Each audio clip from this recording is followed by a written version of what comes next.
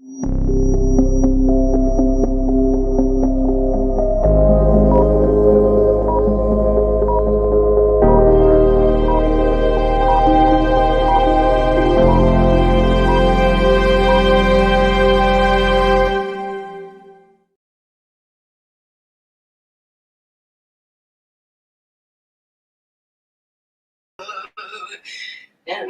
$1 Oh, euros are much better right now. Give me a little oil, much better change.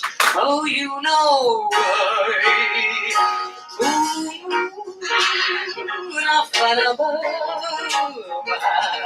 we now must say goodbye.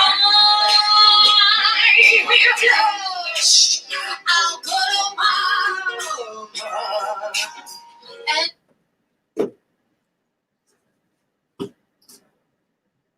Meu nome é Júlio Van. Eu sou ator.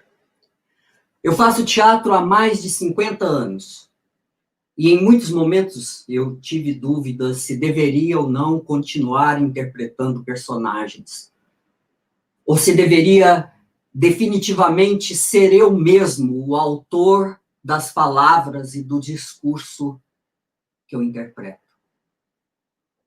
Sempre é mais fácil interpretar o discurso alheio. Usar da palavra de outros, de autores como Bertolt Brecht, tem um sentido. Quando eu interpreto as ideias de alguém, me identifico, me solidarizo, demonstro que tanto o autor quanto eu não estamos sozinhos naquilo que acreditamos. Para uns isto é fé. Para outros, isto é revolução. Este personagem que aqui eu interpreto poderia ser qualquer um de tantos papéis que criei pela vida fora. Este é o Joaquim.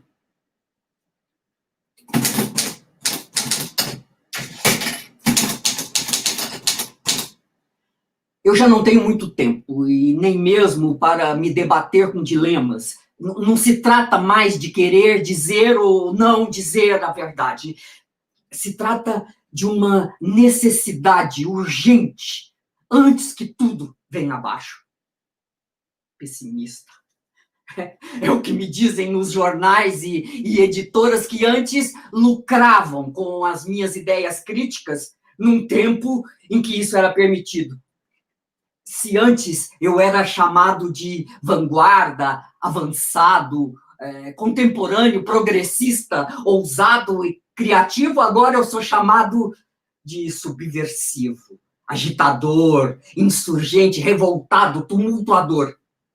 Bom, enfim, pelo menos eu continuo sendo chamado de revolucionário. E nem acho que sou. Eles vão bater a minha porta a qualquer momento e certamente não será para me convidarem a me sentar à sua mesa, mesmo porque eu me recuso a comungar nessa ceia. Muitas vezes eu me senti orgulhoso de ter tido a coragem de dizer a verdade. Contente por a ter encontrado, mas me senti também muito fatigado pelo esforço que me foi necessário para lhe dar uma forma manejável. O meu engano imperdoável foi aguardar que aqueles cujos interesses dizem defender a verdade a tomassem em suas mãos e a revelassem. Mas eles desconsideram veementemente a necessidade do uso de manhas e estratagemas para a difundir.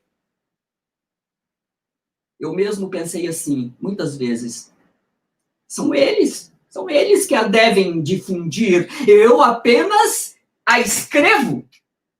Foi assim que se perdeu grande parte do fruto do meu trabalho. Hoje eu reconheço que em todos os tempos foi necessário recorrer a truques para espalhar a verdade, quando os poderosos se empenhavam em abafá-la e em ocultá-la. Vejam, há muitas verdades em Shakespeare, Confúcio, Sófocles, como também há grandes verdades em Nelson Rodrigues e Plínio Marcos. Algumas verdades são ditas de modo elegante, refinado, e outras são ditas na sua crueza, nua. Quando alguém diz, eu estou com fome, pode ser compreendido tanto com a necessidade de alimento para o corpo, quanto para seu espírito. Ambas são verdades. Mas é preciso, antes de tudo, satisfazer as necessidades do corpo, nutri-lo de alimento concreto e objetivo em sua materialidade.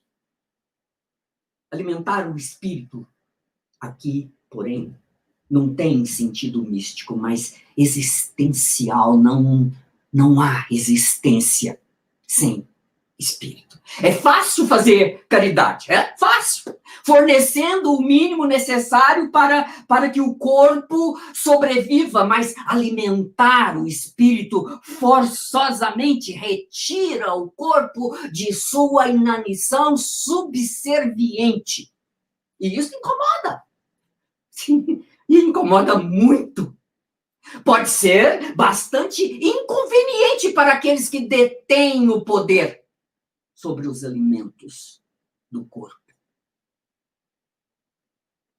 São verdades que buscam respostas tão distintas e são ambas absolutamente necessárias, corpo e espírito.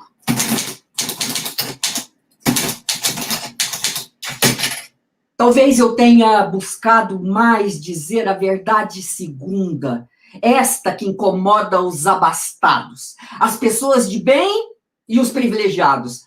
São estes agora que me chamam de grosseiro, né? Deselegante, rebelde. Para eles, eu sou o que mostra as mãos sujas de sangue antes de servir-lhes um pedaço da vitela. Quem dera.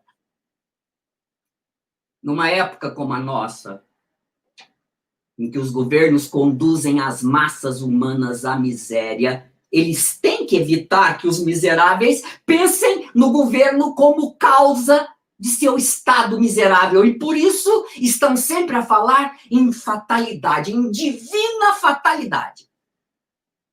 Mas a fatalidade do homem é obra de outros homens. De todas as minhas falhas, a pior é provavelmente a minha falta de habilidade para fazer com que a verdade seja entregue nas mãos daqueles que são capazes de fazer dela um instrumento de luta e resistência. Eu me preocupei demasiadamente com a minha própria vida e não percebi que antes o que eu escrevia era difundido como algo exótico, risível, ingênuo.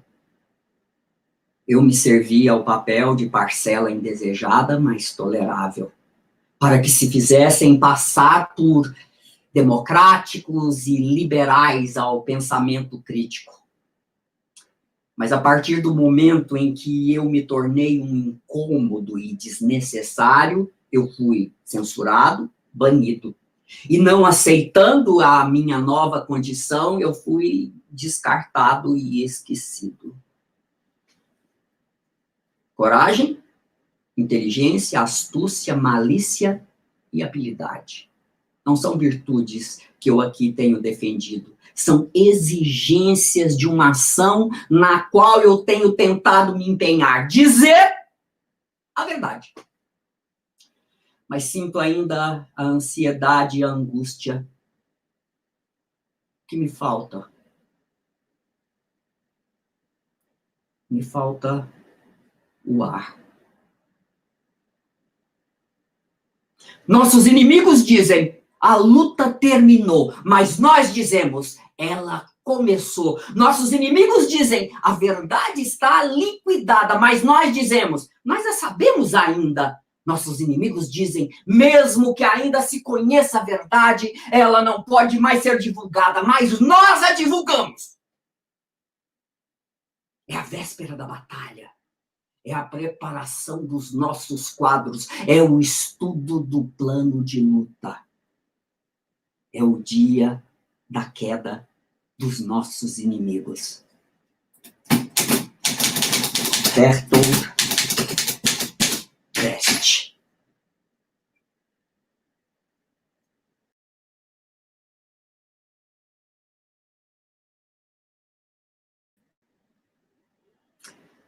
Boa noite, estamos no ar com mais um programa Lives Cultura na UFG, uma realização da Pró-Reitoria de Extensão e Cultura, Centro Cultural UFG, com o apoio da TV UFG, Rádio Universitária, SECOM e Reitoria Digital. É uma produção Calasvaca Produções Artísticas. Hoje nós estamos recebendo a atriz e professora mineira Kelly Crifer.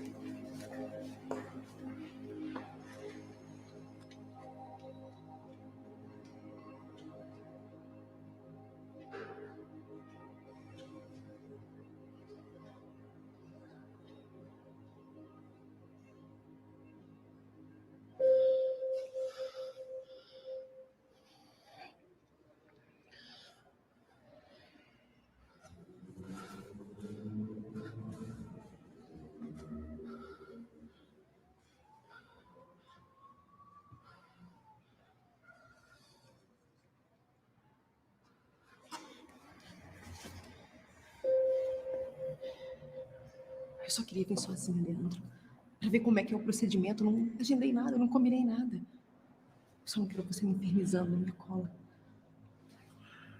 Você tem medo de ser presa? Já viu alguém ser preso no Brasil por causa de aborto? Olha esse lugar, Leandro. A polícia faz vista grossa. Você tá louca. Você é nojento. Para você é fácil falar, né?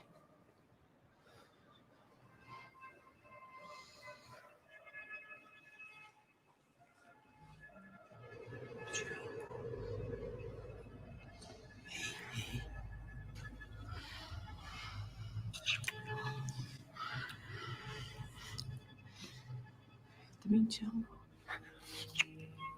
Mas eu não sei se eu quero ter esse filho. Escuta, eu não sei se eu quero ter esse filho. É nosso. Pra que outro filho, amor? Mais 9 meses de gravidez, eu trabalhando do jeito que eu trabalho.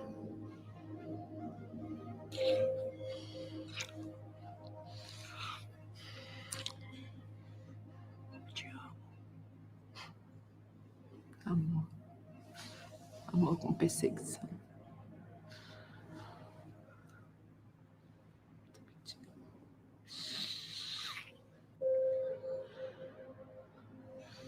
Estou me sentindo enjoada, doente.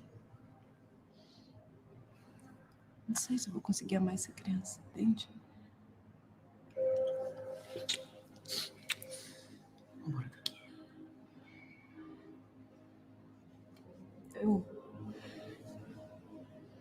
Eu entendo as mulheres que jogam os filhos fora depois do parto.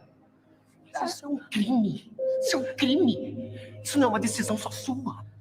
Isso não é uma decisão só sua. Ah, é? E o enjoo? Também não é só meu, não? Queimação de estômago? Ah, as noites sem dormir para fazer xixi, depois para amamentar? Também são nossas? Você tá me deixando louco. Você tá me deixando louco. Você tá me sufocando?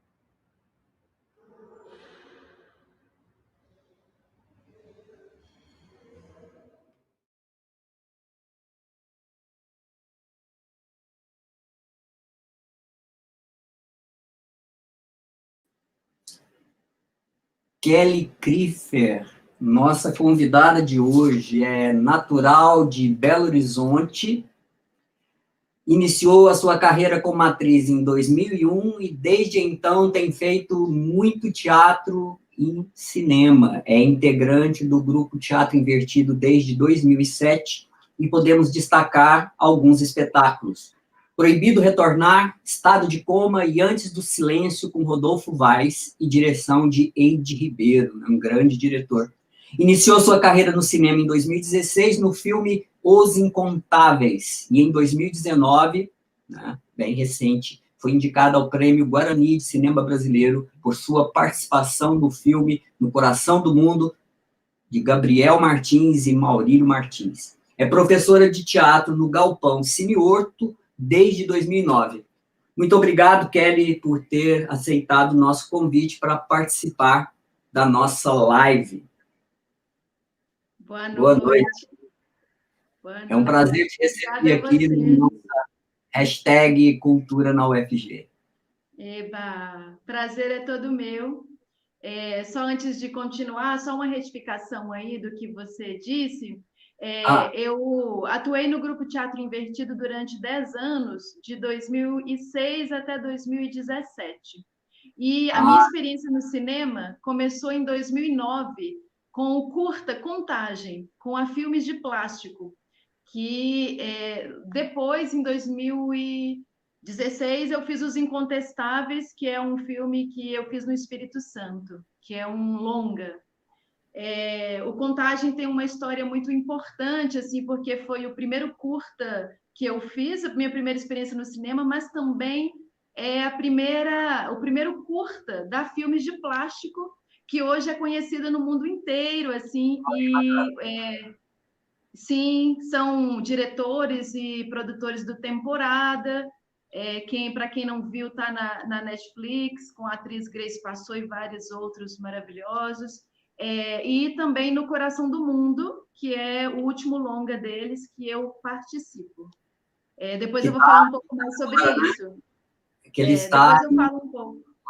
Tá bom, tá ok. Mas, então, Júlio, voltando no seu início aí, obrigada a você, foi um prazer o seu convite, porque eu tenho um carinho muito especial por Goiânia. Eu estive aí em Goiás no ano passado, em Goiás Velho, gravando um filme, e foi lá que eu te conheci, né? Gravei o Fogaréu, gravamos juntos, da Flávia Neves, que inclusive foi sua aluna, né? Isso, ela foi sua aluna de teatro, a diretora ela foi de oficina de vídeo, de audiovisual. Olha. A gente fazia no Instituto Federal, a gente tinha uma oficina, um núcleo experimental de audiovisual, e ela participou lá com a gente. Foi bem legal. Que incrível, Bom, então, né? quem já leu uma peça de teatro, né, logo percebe que, na maioria das vezes, nós temos um texto composto, em essência, de diálogos, com pouca ou nenhuma descrição ou narrativa que situe as personagens num contexto ambiental.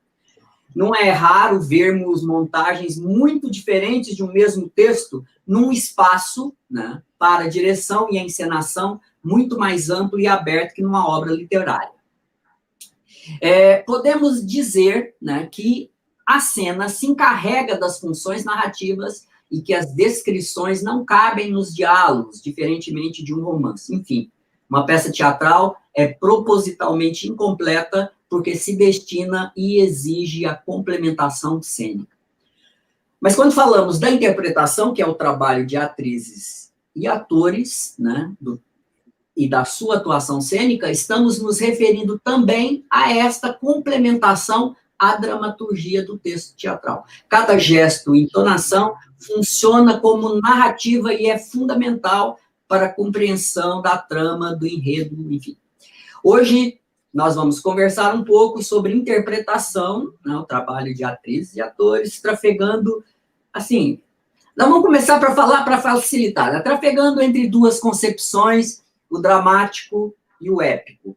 Kelly, eu sei que esse assunto exigiria assim, um seminário bem mais extenso, né, mesmo até um curso de formação, né, você é professora também, e para que pudéssemos assim, suscitar alguns questionamentos e entender se há diferenças no nosso trabalho como intérpretes no teatro de tendência dramática ou no teatro de tendência épica. Falando das suas experiências, né, do seu próprio trabalho, você vê diferença isso? Você sente isso? Que tem uma diferença? Eu acho assim que essa divisão hoje ela não reflete tão claramente assim dividida no teatro contemporâneo. Assim, então a minha experiência, eu acho que eu performo nesses dois lugares enquanto atriz, ora épico, ora dramático, brincando aí com esses lugares. Eu tenho, sabendo que você é uma amante do Brecht, eu acho que eu tenho uma experiência longa aí no teatro épico. Tem um espetáculo que eu fiz com o grupo Teatro Invertido, que é um espetáculo de rua que chama Nossa Pequena Marragone. A gente fez durante 10 anos. E é uma transcriação da Ascensão e Queda de Marragone do Bertolt Brecht. E a gente brincava muito com esses recursos de distanciamento, com a música, com os gestos. A gente falava muito sobre a manipulação da televisão sobre o espectador. E a gente convidava o público a entrar. Assim, era muito interessante, extremamente uma interpretação aí, vamos dizer, épica, usando também de outros elementos. Depois, mais tarde, a gente construiu um espetáculo chamado Proibido Retornar, onde a gente trabalhou muito o ator narrador, a atriz narradora. Então, ao mesmo tempo que a gente estava ali dentro, brincando ali, dramatizando essas personagens, a gente se distanciava delas para colocar também o nosso ponto de vista enquanto atores, enquanto atrizes, narradores. E também a gente brincava muito com o público de tirar o público do lugar. Então, assim, as arquibancadas que a peça começava eles sentados, no final havia ali uma desocupação que a gente fazia com os espectadores e virava prédios. E tinha todo um envolvimento do espectador ali, chamando ele sair desse lugar, muitas vezes passivo, aí a gente falar do teatro italiano, né, frontal, para a cena junto com a gente. Então, a gente trabalhou vários espetáculos nesse lugar, e um espetáculo que você também não colocou aí, eu acho que eu esqueci de falar para você, o Banho de Sol, que é uma peça que eu estreiei ano passado com a Companhia Zula de Teatro aqui em Belo Horizonte, que é um teatro documentário onde eu, mais 3 professoras de teatro e atrizes, falamos sobre a nossa experiência numa penitenciária feminina. A gente fica lá dando aula durante 1 ano e depois a gente sai e faz uma peça falando sobre essa experiência. E nessa peça, o tempo inteiro, a gente usa desses recursos de distanciamento. tem vários momentos de espetáculo palestra, onde a gente chama o público para pensar com a gente e fazer uma reflexão sobre o sistema penitenciário, trazendo ele para a realidade. A gente usa muito slide, vídeo, cartazes, o tempo inteiro chamando o público para o jogo, mas também distanciando ele, chamando para ir para o senso crítico e trazendo a realidade. Então, é isso, assim, talvez as minhas experiências mais, vamos dizer, realistas, seja no cinema hoje. Eu acho que mais ou menos é a mesma coisa, assim, comigo, né, e tal, porque a minha maneira de trabalhar, né, por exemplo, eu gosto muito do Brecht, né, realmente gosto, né, assim, ele influenciou muito a minha vida, né, não só no teatro, mas eu falo assim, o método Brecht de entender o mundo, né, é que por trás daquela imagem, daquela aparência, pode existir uma contradição tão aterradora, né, às vezes, que desmistificaria, colocaria por terra toda aquela imagem. Então, eu gosto muito disso, assim. Uma cena clássica antecede a cena do balcão e do Romeu e da Julieta, em que o Romeu maltrata o locatário de uma propriedade dele, bate, machuca, não sei o quê, e a Julieta escorraça a ama dela e trata super mal, e depois os dois vão e fazem aquela cena do balcão, que é romântica, super linda, assim, super sensível e tudo mais. Então, eu gosto muito, muito disso. Mas eu também penso assim como você, porque a partir de um determinado momento, na história da arte em geral, não só do teatro, também o teatro, cinema, a televisão e tudo mais, se passou a usar os recursos que antes eram destinados ao distanciamento como forma de entretenimento, né? Eu cito assim, os bastidores do programa do Faustão, por exemplo, né? Perdidos na noite, assim, né? Mostrava os bastidores, as coisas tudo feito errada, ou não sei o quê, parará, mas não tinha nenhuma intenção de distanciar e de fazerem as pessoas pensarem no como é que as coisas vão feitas. Perdeu, né? Perdeu-se. Então, hoje, quando a gente, né, faz um teatro igual você narrou, você contou e tudo mais, é muito forte, porque tem um sentido muito, muito forte isso, dizer para as pessoas, olha, isto é teatro, né? Isto, nós estamos fazendo teatro, mas nós não estamos fora do mundo. Ao contrário.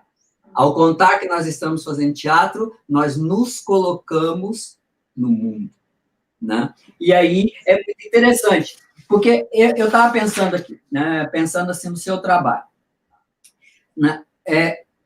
Como é que é a preparação, assim, como é que você faz a sua preparação, assim? Você desenvolve, você tem um método para chegar a uma interpretação no teatro que não provoque esse estado hipnótico, e aí no cinema já é uma busca do natural, né, daquela coisa toda. Como é que é para você como atriz essa história? Assim, como atriz no teatro, eu sempre parto assim de o que eu quero, como eu quero que o público me veja, qual a perspectiva, qual a relação dele com o que eu estou fazendo. Eu quero deslocar ele, que olhar, para quê? E aí eu começo, então, a buscar essas ferramentas, assim.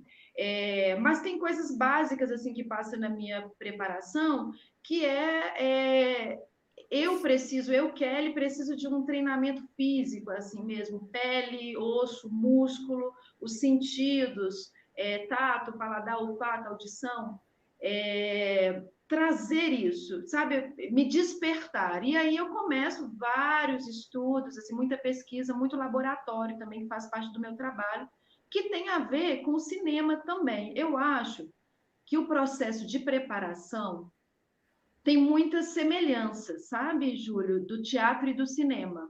Mas a linguagem é completamente diferente, assim. O teatro, você precisa estar aqui agora porque vai acontecer.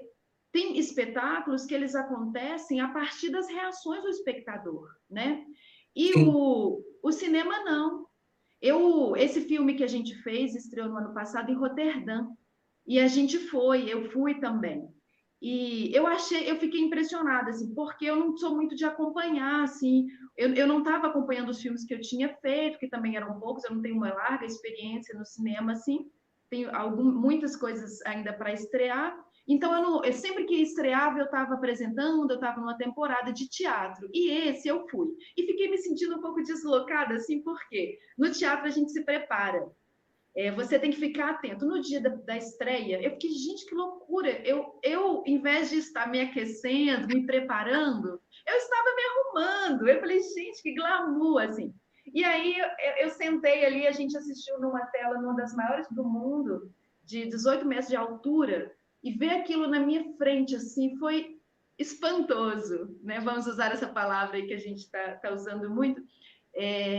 Espantoso, de me deslocar, de me tirar do lugar, assim. Por quê? O teatro, ele acontece ali agora. Você tem a possibilidade de mudar, cada dia é um. Um dia você faz, você acha que a peça vai mudar o mundo. O outro dia você fala, gente, não quero fazer mais essa peça, a peça não serve. Né? Assim, depende muito, e você tem como mudar. O cinema não, é eternizado ali para sempre. E aí, eu fiquei pensando assim, nossa, que bom, já está pronto. Cinema não preciso ficar assim, ele vai ser sempre o mesmo filme. E aí eu fui ver outra sessão. E depois eu fui ver aqui no Brasil, em Contagem, depois em Belo Horizonte. E sabe que eu fiquei impressionada, cara? Também depende do público, o filme, a qualidade, como o filme chega. Porque quando eu fui assistir, também depende das reações do espectador. Mas aí é um fenômeno que acontece no tempo e no espaço, que não depende de mim, atriz. O que eu fiz já está lá, né? Mas uma outra diferença assim para atuação, para quem é atriz e ator que também tem essa experiência, de repente identifica isso também, quem não conhece, o cinema, você depende muito do dispositivo, né? Você está mediado pela câmera, pelo espaço, pela captação de som. São muitas coisas ali, são muitos olhares. Às vezes a câmera está te pegando, você não sabe se ela vai dar um close no seu rosto, no seu pé. Então, a gente tem que ficar atento, mas ainda assim, você passa por uma reinterpretação pela montagem, pela edição, que vai reinterpretando, né, o que você fez. Eu lembro do Contagem que eu fiz, que é o primeiro curta que eu fiz, que eu tenho uma queda. E aí eu caía, e de repente eu caí, continuava ali performando, e os meninos falaram assim, não, já deu. Eu falei, como assim já deu? Só isso? E aí depois, vendo o filme, eu compreendi ali, que ali já deu, porque o dispositivo captou o que ele precisava, depois eles colocam ali outros elementos, a música, as cores. E no teatro não, né? A performance ela tem que ser amplificada, ela tem início, meio e fim, uma trajetória, uma respiração, né? Ela depende ali do espectador. Então é isso, são vários lugares.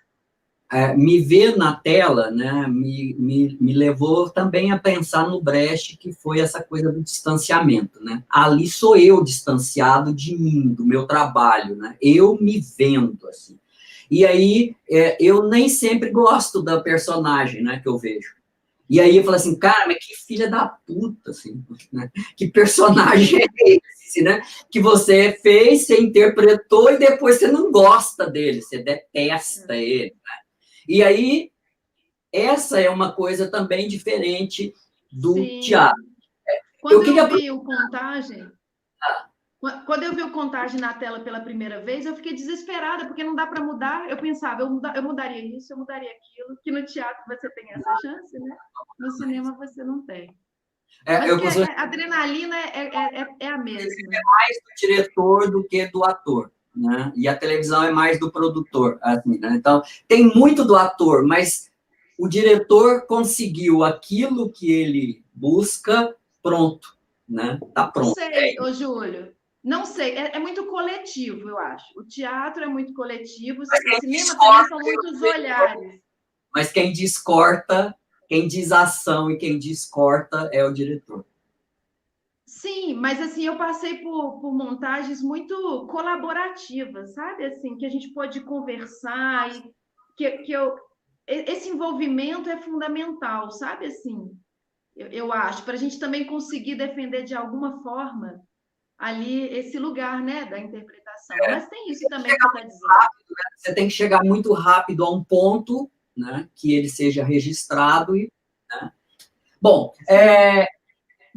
vamos fazer antes da gente passar para as perguntas aí, com o pessoal que a gente está acompanhando aqui pelo canal do YouTube, né? Tem várias pessoas aí assistindo. A gente está deixar aberto para perguntas, mas antes disso eu queria te convidar para fazer uma performance, né? Eu convidei aqui, né? Eu convidei a Kelly Kriefer para nós fazermos uma pequena performance que a gente tem feito aqui na nossa live, que é uma leitura dramática usando um fragmento adaptado hoje da peça Santa Joana dos Matadouros, né, do Bertolt Brecht, experimentando um pouco esse formato live que tem sido explorado com maestria por muitos artistas e, né, brincadeira, quando isso começar a dar dinheiro, é provável que muitos se mantenham aí nesse caminho, né, porque há muitas possibilidades interessantes. E esta aqui é uma delas. Eu estou aqui em Goiânia, a Kelly está em Belo Horizonte, eu estou na minha casa, ela está na dela, né? E tem gente do Brasil inteiro assistindo a gente neste momento. Podemos, então, Santa Joana dos Matadouros. Pode ser? Vamos sim. Deixa eu só posicionar meu papel aqui. Ok. Eu vou colocar meu chapéuzinho aqui, que é, né, minha personagem. Ótimo. Então, vamos lá.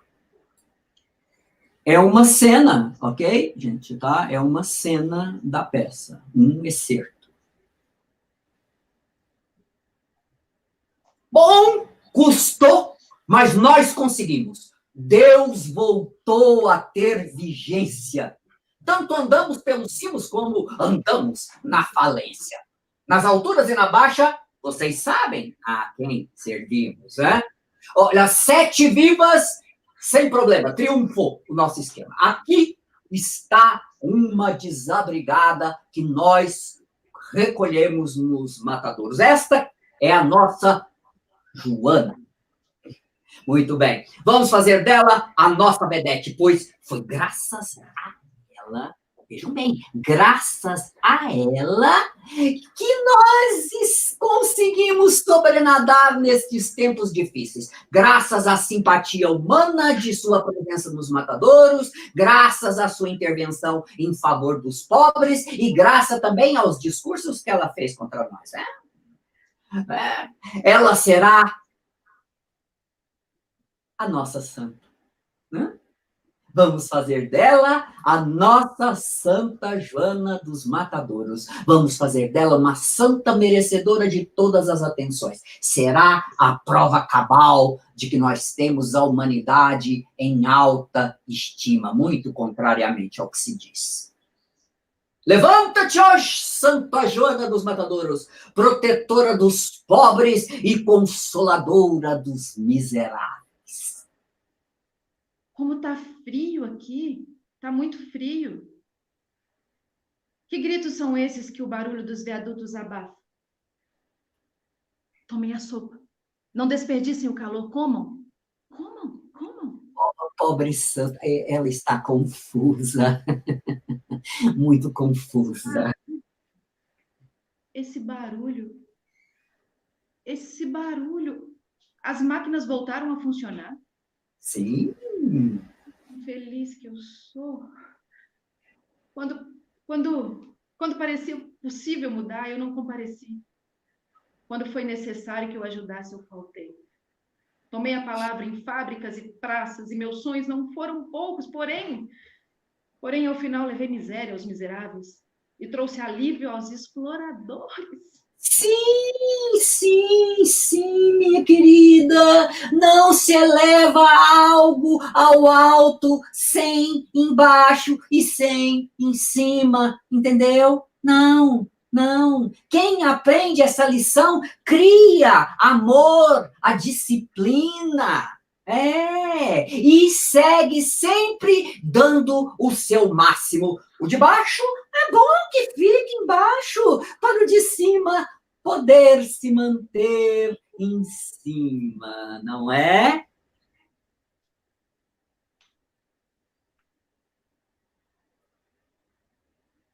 Ah,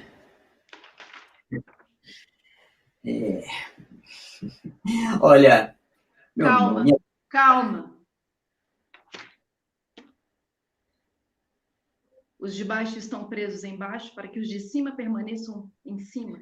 E a baixeza desse é sem limite. E os de cima? Seja Ah, os santa, de cima. seja santa. Cale a boca.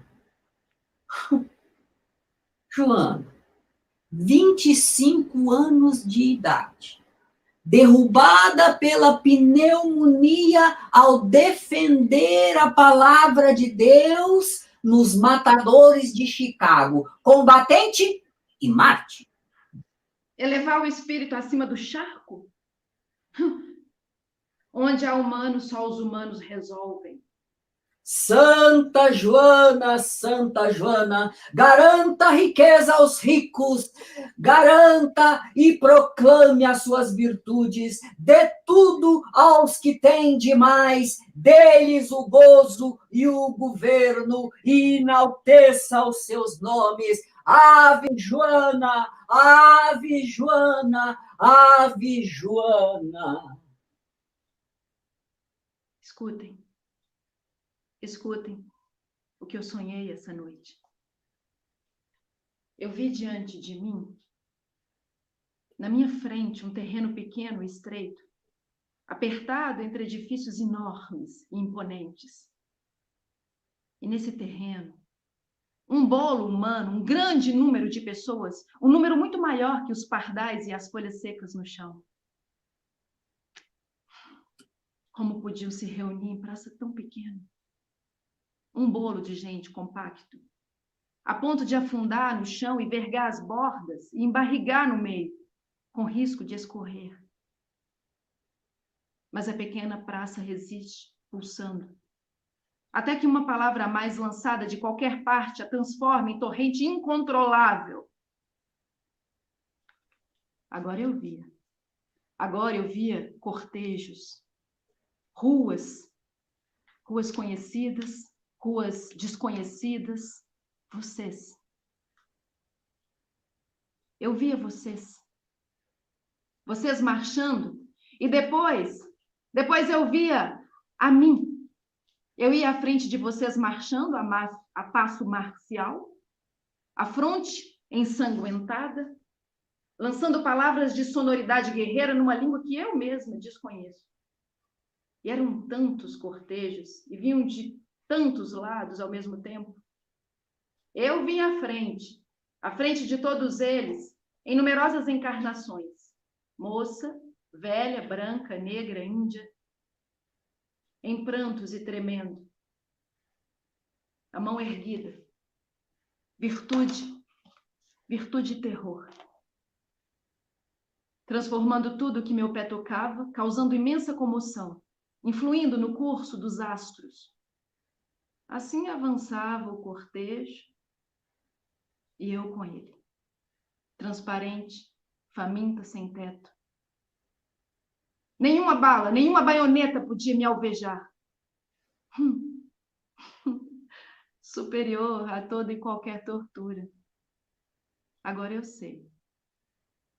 Antes que amanheça, nós deixaremos esse terreno estreito e quando clarear, estaremos na cidade deles, mostrando em praça aberta a extensão de nossa existência, interpelando tudo que se assemelha a um ser humano. E o que será depois?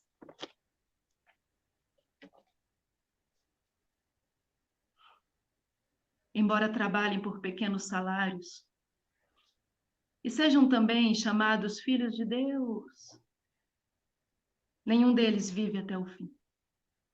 Nenhum deles vive até o fim de seus anos.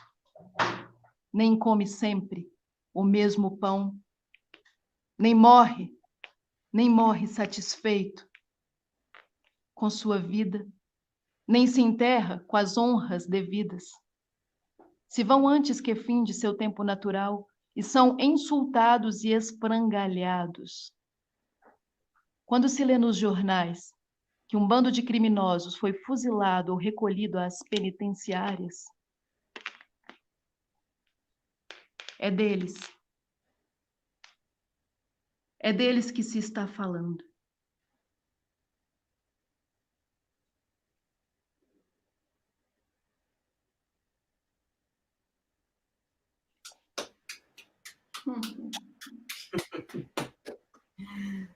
Muito bom, muito bom. Imagina. Uma brincadeira, né, Júlio? Brincadeira, mas assim, muito, né? Eu acho que tem uma coisa que me assusta, né? Eu gostaria muito de dizer que Bertolt Brecht é datado. Gostaria muito. Gostaria muito de dizer que Bertolt Brecht é um clássico. Mas quando você vive algumas coisas nessa vida, que você vê que um cara como esse, que viveu naquele momento histórico, naquele lugar, viveu todas aquelas coisas, e aí você vê a atualidade, é muito assustador. Né? É assustador. É assustador. É assustador, porque eu gostaria de lembrar dele como memória, sabe? Assim, nossa, olha, teve um cara que até os anos 50 escreveu sobre isso, mas agora mudou tudo, né? Aquilo é passado, não tem nem sentido montar uma peça do Brecht mais, porque é tão datado, tão distante, né? E aí, de repente, nossa Santa Joana dos Matadouros, né, está por aí, né? Nossa, que pena que faz sentido o que você disse. Né?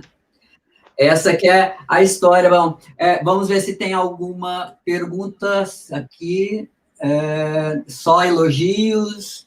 A única pergunta que apareceu aqui até agora é se vai ter certificado. Né? Mas, não, assim, bom, uma coisa que você falou... Ô, Júlio, pode falar. Então, uma coisa que você falou, que eu acho que é interessante pensar na maneira como o Brecht ensinou o teatro dele e as teorias dele, né? Quando ele diz, por exemplo, que tem que primeiro alimentar o corpo para depois alimentar o espírito, né, se aproxima muito do que você falou, assim, da ação física, né, que primeiro tem um trabalho do corpo, né, tem que alimentar o corpo, alimentar isso, né, para poder, a partir daí, você ter esse alimento do que é espírito. Quando eu estou falando de espírito aqui, eu estou falando mais na perspectiva matéria-espírito, porque senão fica parecendo que é místico, senão não é esse o sentido. Né? Mas tem muito a ver com isso, assim. Né? Aí, quando você fez agora essa leitura e tudo, foi muito interessante, porque tem tons que você usou e coisas que você usou que provocam na gente essa coisa, né? Para que ela está falando? Para o corpo ou para a alma? Olha, são muitas camadas, né? São muitas camadas essa da interpretação, desde a preparação até esse jogo, né, com o espectador. Eu acho que a peça ela acontece muito durante, assim. Essa preparação também é muito voltada para essa presença da escuta, né? Ali que a peça vai se transformando a partir das reações, você tem que estar muito atento para alimentar também o corpo, o espírito e a alma ali do espectador, né? De movimentar todos esses lugares mesmo, assim. Pele, osso, músculo e esse ser social, político, né? A Denise, aqui lá do CEP4, né, que é uma pessoa que está acompanhando a gente, é uma colega, uma pesquisadora, educadora, né, que trabalha com a gente, assim, que está com a gente, ela está pedindo para falar um pouco sobre as relações entre cinema e sociedade, assim. Você por exemplo, você começou aí, nós começamos a performance num filme, né, Escaleta, né? Tem uma coisa lá na relação à mulher, com o próprio corpo, né? Aí tem com o companheiro dela, ela, né? Tem relações aí. Você podia... Sim. Nossa, eu acho que tem tá imbricado aí, né? Assim, o artista e a sociedade, o cinema, o teatro e a sociedade. Esse, por exemplo, não sei se a Denise chegou aí, Denise, no início, e você viu, esse é um curta de 5 minutos, né? Muito curto. É um trabalho experimental que a gente fez num grupo de estúdio, porque enquanto atores do teatro, eu falo assim, Júlio, vamos ensaiar uma coisa? É mais possível, né? E no cinema é mais difícil. Então, aqui em Belo Horizonte, nós pensamos, vamos fazer um grupo de estudos? E a gente fez esse grupo de estudos e produzimos esse trabalho. E aí, o que tem a ver com a sociedade, né? Mesmo um trabalho experimental, sempre que eu faço, tem que ter uma necessidade, né? E tem um lugar que me incomoda muito, né, no geral e na nossa sociedade patriarcal, enfim, essa invisibilidade da mulher. Assim, a gente aprendeu muito a ser vítima da gente mesma, e ali a gente discute essa questão do aborto, que hoje está tão, né, pulsante. Aí a gente viveu um caso de uma criança que sofreu estupro, então é uma lei, né, no Brasil, estupro, quando é estupro é legalizado, mas ainda assim a família, mesmo sendo atendido pela lei como direito da criança, e a família também apoiou aquilo, a família ainda teve que lutar para que aquilo fosse feito de maneira segura, né? Eu acho isso um absurdo, assim. Então é uma coisa que me incomoda muito, que também eu quis colocar ali naquele trabalho, mesmo sendo experimental, a gente está o tempo todo dizendo disso, assim. Há filmes de plástico trabalham muito com questões muito latentes assim na sociedade. No Coração do Mundo, que é um filme que eu fiz, eles retratam ali a realidade da periferia, trazendo questões amplas assim dessa desigualdade social. É quase um manifesto ali, mas focando no micro das pessoas. Então, também tem questões universais ali que a gente, por exemplo, estreamos na Holanda, e as pessoas falavam assim, nossa, é uma realidade que eu desconheço, mas parece que eu estou no quintal da minha casa. Então, e ao mesmo tempo perguntando como que está a situação política. Então, assim, eu não conheço assim um trabalho assim, em nenhum dos coletivos que eu já participei e participo, que não seja algo que é social, que a gente não está ali refletindo alguma coisa, uma vida que existe, que pulsa ali diversas camadas dentro do social. O Daniel Pires, que você deve conhecer, eu acho, porque ele te elogiou muito aqui. Disse que você é maravilhosa. Se você não conhece, você tem assim, o Daniel Pires, assim, maravilhosa, elogiou. Obrigada, Daniel. Maravilhoso. E ele fez uma pergunta muito interessante. Ele perguntou assim, se nós achamos que, de forma geral, temos feito um teatro mais politizado e mais próximo de Brecht por conta do momento em que estamos vivendo. Olha, se eu for responder isso de maneira assim, bem fria, eu vou dizer que não. Que nós não temos feito mais.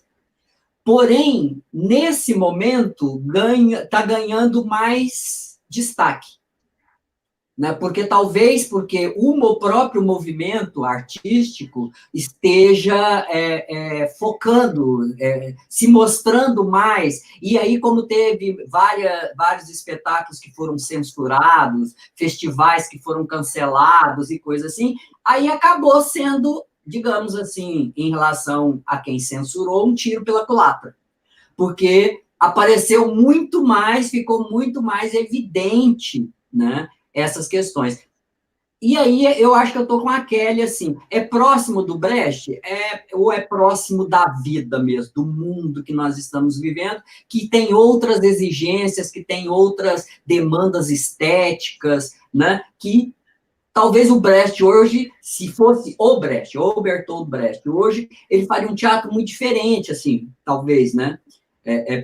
Porque o que ele fez foi, naquele momento, em função daquela demanda que ele estava enfrentando ali naquele momento. Agora ele ia enfrentar outras e possivelmente ia ter outras. O que me interessa muito é a cabeça dele. É como ele toma posição diante do mundo, diante do contexto, diante da história que ele está vivendo. para mim também é muito maravilhoso assim, a inquietação dele em relação ao tempo que ele vive, né? E quando ele faz isso que você está trazendo aí no tema da sua live, a coragem para dizer das coisas, para denunciar, né? Agora, essa pergunta, assim, eu lembro de uma entrevista que eu vi com a Riane Muschini, que eles perguntam, seu teatro é político? O que você acha do teatro político? E ela diz assim, todo teatro é político. Né? Então, assim, acho que todo teatro, de alguma forma, ele é político, porque no nosso cotidiano, isso que a gente está fazendo é uma ação política, né? Agora, assim, mais ou menos, eu não sei dizer assim, o que é mais ou menos, assim, eu sei que nós, artistas, todos estamos, sim, cada vez mais incomodados, sim, com a nossa realidade, né? Assim, cada vez mais a arte, né, para debaixo do tapete, a arte ela é inútil cada vez mais, né?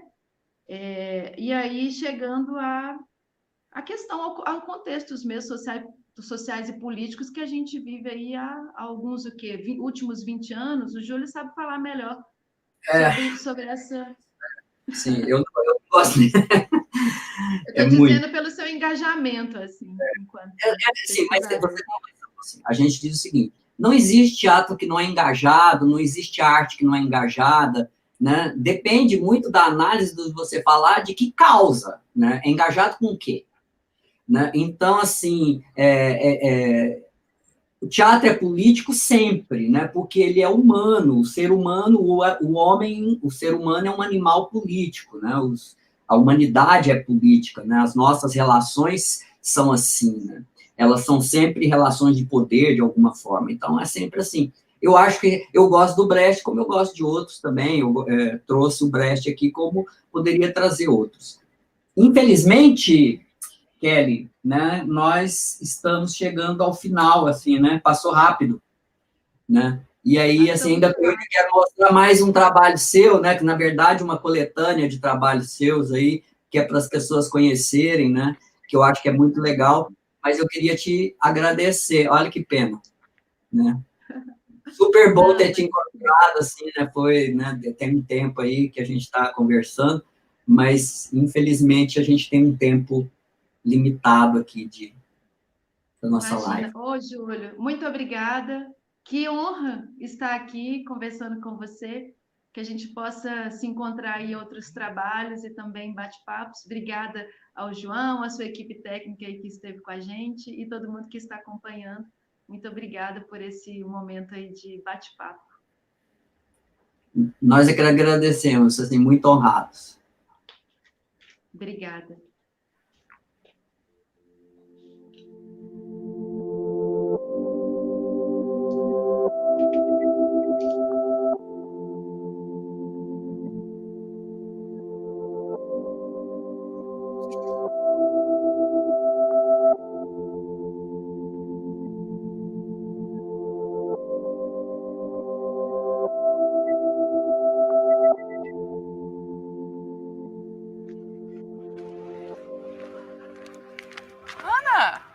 E aí, menina? Como é que você tá? Bem. Você não tá me reconhecendo, não? Rose, sou esposa do Mauro. Ah, você tá boa? Tudo jóia. E seu pai? Tá bem. Nossa, Ana, tem tempão que eu não te vejo. Você tá muito sumida. Não, eu tô por aí mesmo. Tá namorando aquele menino? Como é que é mesmo o nome dele? Marcos. Marcos. Oh, aceita? Não, obrigada. Até mais.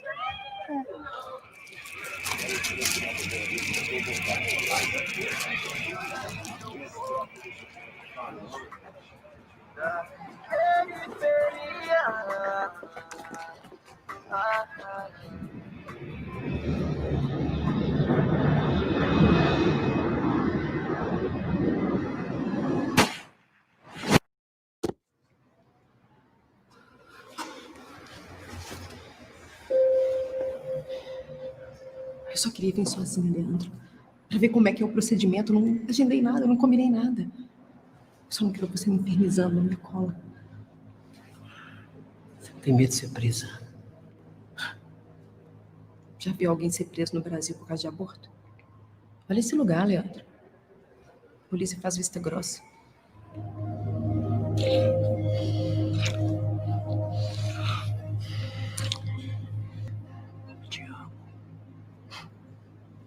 Amor. Amor com perseguição.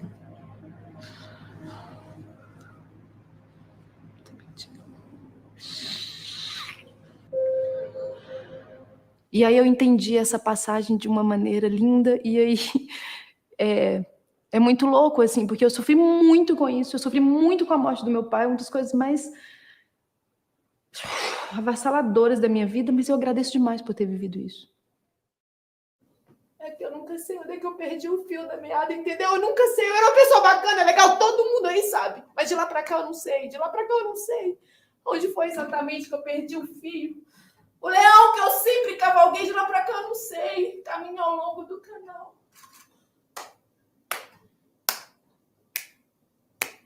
Mas tem aquela música. Levanta essa cor da poeira da boca. Toma banho de canal quando a maré encher. Quando a maré encher. Quando a maré encher. Ai, bem alto, gente, por favor. Isso, preenche o espaço com a voz.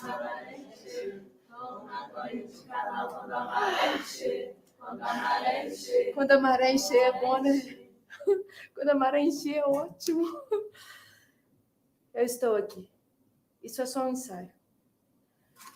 Eu poderia estar ausente e não dedicar palavras a ninguém. Mas eu estou aqui. Daqui a algumas palavras eu não estarei mais.